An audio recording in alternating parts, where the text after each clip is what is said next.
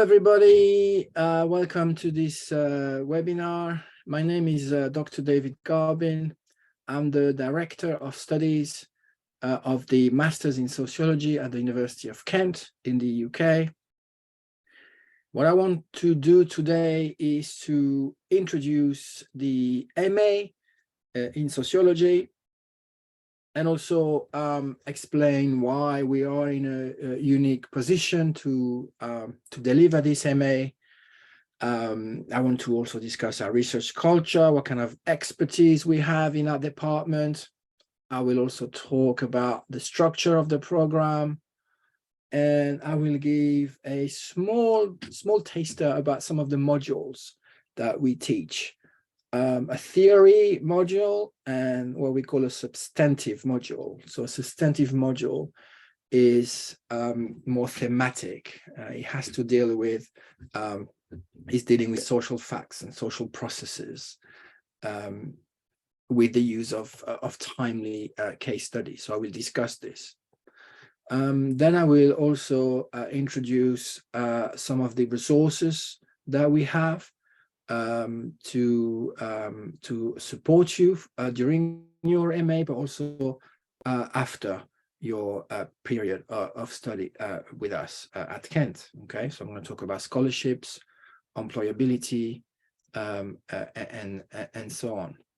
At the end of the talk, I will provide you with my email address, so you can contact me directly if you have any questions about the content or the structure of the Masters in Sociology, or if you have any questions about the discipline itself, or what we're doing at Kent, or any related issues or questions that you may have. I realized that I haven't really prepared anything about myself in this presentation, so I just want to say a few words about my own expertise. So I am a sociologist, primarily a sociologist of migration. So I've done quite a lot of work on migration from South Asia to Europe, but also from Africa to Europe. And I've also done some work on issues around multiculturalism, race and ethnicity. And more recently, I've been interested in urban issues, things related to urban change, the growth of cities around the world, and all of the social issues that are connected to this. So that's me in a nutshell. So I've got quite an international profile, and as you will see, and as I will discuss, a lot of our staff have a very similar international profile as well. Having said that, I've done also quite a lot of work in the UK and in London in particular. So without further ado, I want to talk now about the context, basically the geographical context of what we offer at Kent, right? So sorry for those who already know about Kent and Canterbury, but I just want to maybe talk a little bit about where we are geographically speaking, but also culturally speaking. And as you can see, we are in a kind of very strategic place at the border, basically, of the UK, which is now the border of the EU, as the UK has left the European Union a few years ago, as you may know. So it's a very interesting place to study, especially migration, like I do. As a matter of fact, actually, I'm supervising a PhD student who won a scholarship with us, and she's looking at the experience of migrants coming through Kent. But our proximity with Europe and the EU means that we also have close connections with Paris, Brussels, and so on. And there's also a high level of diversity among our staff, with some coming from Europe and beyond. Myself, I grew up in France. We also have staff coming from North America or Asia, and we also work internationally, as I said before. And Canterbury, for those who don't know, it's a small, vibrant city. It's quite a historic city with a very warm and friendly atmosphere. this is something that students really appreciate, actually, and it's something that I really like myself. Having lived in London for more than 10 years, I've moved to Canterbury, and I really enjoy the change, you know. But it's the best of both worlds because it's very close to London still, so you can have the this proximity to London for your social life, your cultural life, but also for your, you know, if you're interested in doing any research that has to do with this amazing, fascinating place that is London. This is something that you can do from Canterbury, which is an hour away with a high speed. There's a high speed train, which is the only high speed train that you have in this country, in the UK. Okay, so that's for the context, basically. So we also have several other campuses in Kent, not only in Canterbury, but also in other towns, in Medway and I think in Margate, I think. We also have connections there, but you will be mostly based in Canterbury. So our department is called the School of Social Policy, Sociology, and Social Research. The acronym is SSPSSR. And we've been performing quite well in terms of research in this last few years. For instance, we came out third out of 76 in the latest UK-wide research assessment. So it's quite a good score. You know, we ranked very well. And we have, as I said before, a diverse group of experts in sociology, but within this school, we also do and teach social policy, social research, criminology, and social work. So there's a wide range of interests that our staff have, and expertise as well. And this is very important when it comes, for example, to supervising your dissertation, right? So if you do an MA with us, you will have to do a dissertation. And as we know, there's such a wide range of topics or research questions that you may want to choose for your dissertation. And thanks to our wide range of staff and expertise, you know, they will always you're bound to find someone to supervise you. That's what I mean, right?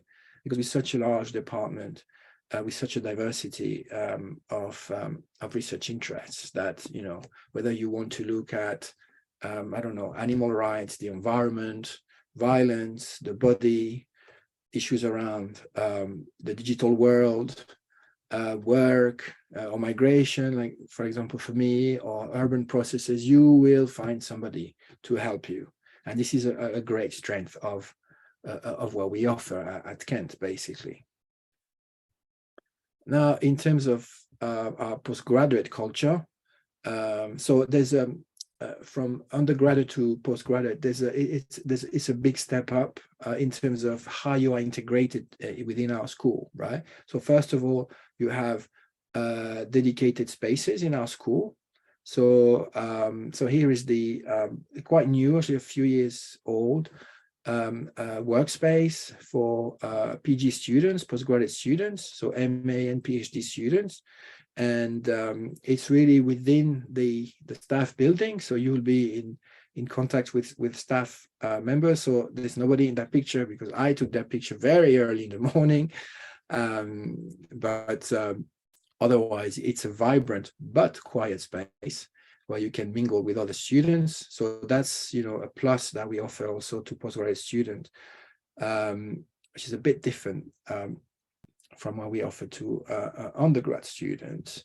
You also encouraged to join our staff student research seminars, which are on a weekly basis, where again you would be able to mingle with PhD students and staff as well. You can belong to a wide range of societies, PG community and student societies on campus. So it's quite a dynamic, vibrant environment. And the other thing that we offer in our school is that because there is such a diversity of research expertise, we have divided these into clusters, research clusters. Okay, so we would also encourage you to either become member of one of these clusters, or to participate in their activities, which can be, you know, discussion sessions, seminars, workshops, book launches, and so on. Some clusters are more active than others, but most of them are very inclusive. So, you know, postgraduate students are more than welcome to participate in them, or even to suggest some activities. I myself belong to the migration, ethnicity, religion, and belonging research cluster. So as you can see, we have a cluster for everything, basically, for a lot of the themes that we are, you know, dealing with in our school, from health to crime, from the welfare state to social theory, from work to gender. Now, I want to talk about the structure of the program. So it's a classic structure, very similar to other to most MAs, I think, in at Kent, at least, and beyond. So basically, we offer a two-stage program. Okay, so the first stage is from September, October to now. Basically, we just had the board for the first stage. Okay. And the second stage is from June to October.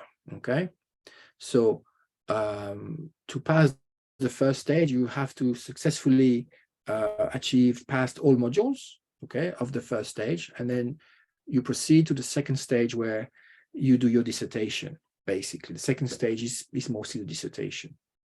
So we have taught modules, weekly taught modules, with usually an hour lecture and a very interactive seminar, but sometimes it's a 2-hour workshop, so it can vary.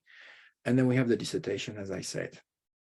So you need to take 180 credits, which amount to 2 core modules, so 2 compulsory modules that you have to take, which are 20 credits each, and then you can choose 4 optional modules as well. And as I will discuss, you have a wide range of modules to choose from. Okay, and the dissertation, which is worth really 3 modules, right? 60 credits, which is also a core module. So you have to do a dissertation, and a dissertation, I think, is very, very useful for those who have never done a dissertation.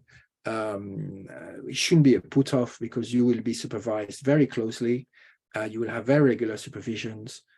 You will have lectures and workshops about how to do a dissertation, how to conduct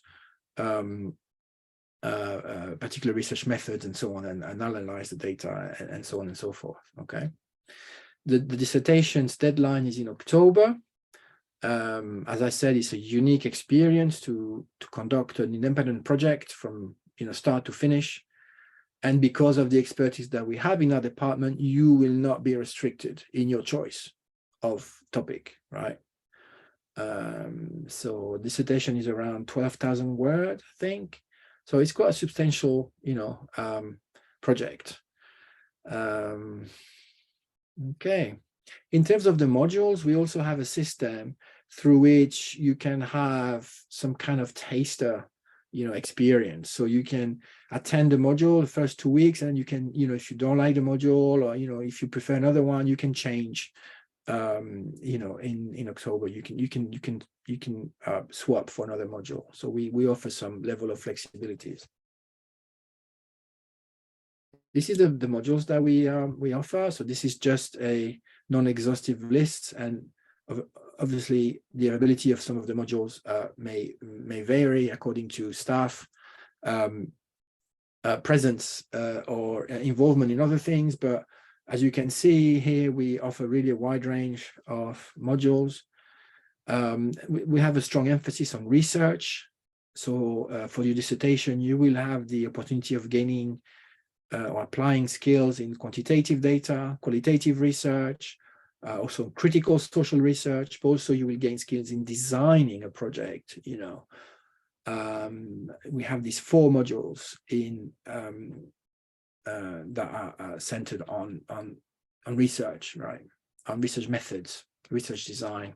But we also have modules on science, family, gender, crime, development, politics, migration. So yeah, you can really shape your MA according to your interests, really. And again, I want to emphasize that there's a strong there's a strong emphasis on research training, which is, you will gain also valuable skills for employment or for a career in research as well, with those 4 modules that we offer in social research. And you can also choose modules outside of our school. That's also possible. I don't think I have the list here, but you will be provided with a list of a few modules that you can take outside of our school, in politics, for example, in the School of Politics, and other schools. So I want to now give you a small taster of what we offer with this first module called Foundation of Sociology, which is a core module that is led by Professor Chris Schilling, who's an expert, really quite famous, on the sociology of the body. I think he's one of the world experts in the sociology of the body, but also he's done a lot of work about on the sociology of religion and social theory in general. Okay, so this module is an in-depth exploration of classical and modern sociological theory. So it's a theoretical module. Okay. And the course is really designed to provide a historical, philosophical, and even theological grounding, okay, when it comes to the discipline of sociology. The module deals with classical questions, and a key question in sociology and in social theory is the connection between us as individuals, okay, as persons, and society, okay, and wider society and groups. So that's a really key question that sociologists have been asking, as society was changing, especially in the Western world, right? So who have we become, in the middle of all of these wide, great social changes?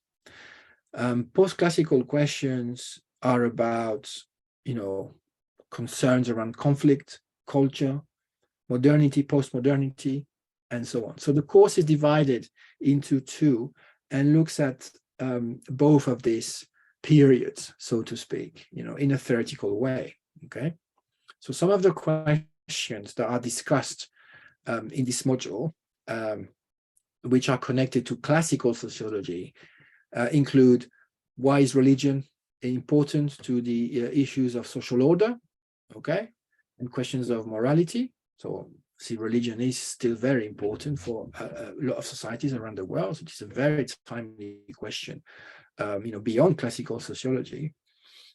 How did the Enlightenment shape the concerns and inquiries of sociology? The third one here, you can see on the slide: there can be no society without religion. Discuss. I think that was an essay question. So I think this is a very interesting question. Okay, you can think about it. Can there be no society without religion? So what kind of social role does religion play? That's a very important question here. The fourth question here is about Zimmel's theory of the money economy, and its relation with moral questions. So that's another example of a classical sociological question.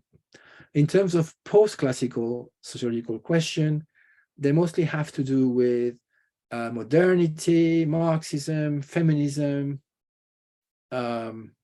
issues around racism, and so on, with questions like: how has Marxism shaped the history of sociology? What do feminist sociologists have to say about the concern with society, for instance, sociology of race, issues around class. So all of these more modern, in a way, concerns about social stratification, social division, and social conflict will also be covered during this module. The second module I want to discuss here very briefly, which is a substantive module. It's an optional module, so one of the modules you can choose. The module led by Chris Schilling is a core module, so you have to take that module. But this one is an optional module. So it's a more substantive module, meaning that it's dealing with timely question, it's dealing with processes, it's based on case studies. Okay, it's also obviously influenced by social theory, but it's contextualized a bit more than the module I've discussed before. Okay, so this is led by Dr. Sanghera, who's the head of school now, and who's done a lot of work in Central Asia around political changes and social changes. So the module is about the impact of neoliberalization in the global South and all the economic, social, and moral aspects of these changes. And the module also reflects critically on the relationship between social structure and political institutions. So the theme of power is going to be very important in this module. Some of the key issues that are covered in this module include what is the impact of neoliberalism in terms of social and political changes in countries of the global South. What is the impact of global finance in low and middle income countries? How do we conceptualize political activism, especially women's political activism here? What about issues of resistance as well and social movement? What is the nature of people's everyday lives in cities?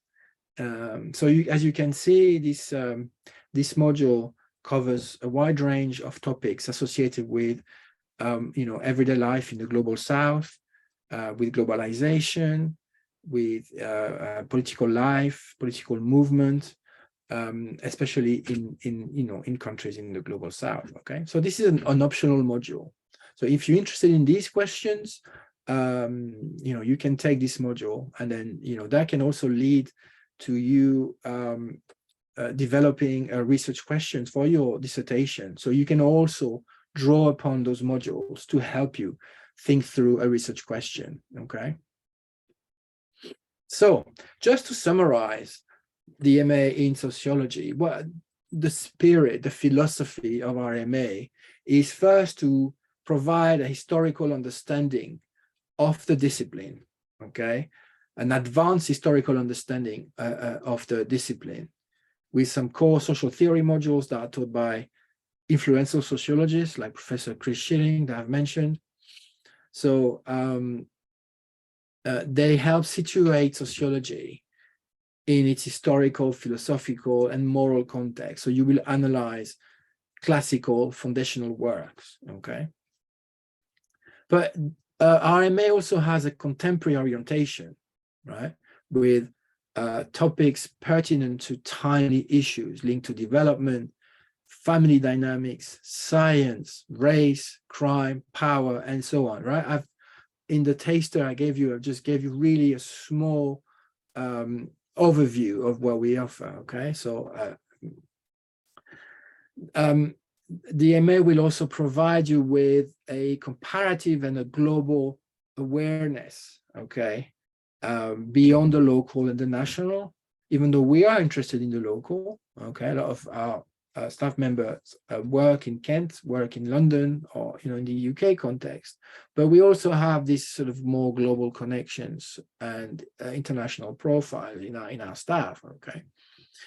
And finally, we offer critical perspective to our understanding of the social, and we actually encourage students, in class discussions. So we would encourage you to be critical and to develop critical skills in our very interactive workshops and seminars, okay? So that's the philosophy of our MA.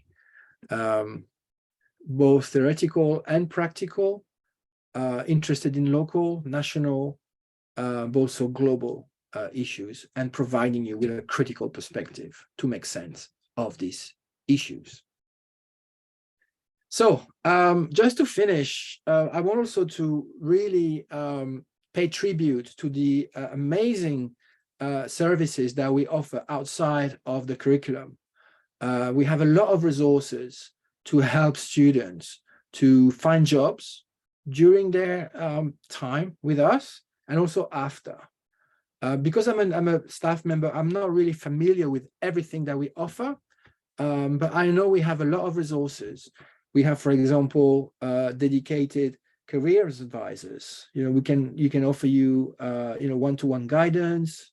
They can help with your CV. They can help with applications. They can give you access to internships, volunteering, and so on. Okay, so those key services are available. And if you're with us next year, don't be shy. You can start as you start your MA. You can get in touch with these key services, and they will help you. Okay, and it's accessible free of charge to all students, but also after you have graduated, you can also get advice and support from these services.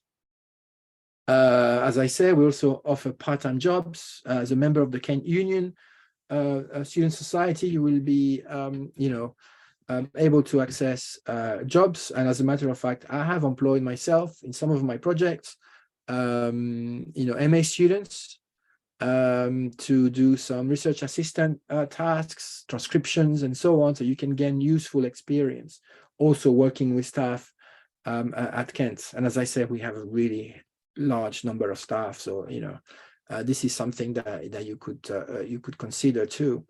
And we also, this MA also offers a passage to PhD programs. And we have quite a number of funded scholarships that are available for PhD programs. So you can start developing a relation with a supervisor, for instance, and that will count quite a lot in terms of getting a scholarship. So those scholarships, there's a link here. So I'm not sure how you'll be able to click on these, but I think we can put that in the chat if you're interested. And we have also discount for those who have been at Kent doing their undergrad degree. And we also have a scholarship for overseas students, which is called the Welcome Master Scholarship. And the deadline, I'm not sure when the deadline is for this. I think it's in August. But again, you can check online. So that's my name again, David Garbin. That's my email, d.garbin@kent.ac.uk. Please don't hesitate to get in touch with me if you have any questions about the MA, about the content and structure of the program. Thank you very much. I'm looking forward to hearing from you if you have any questions or queries.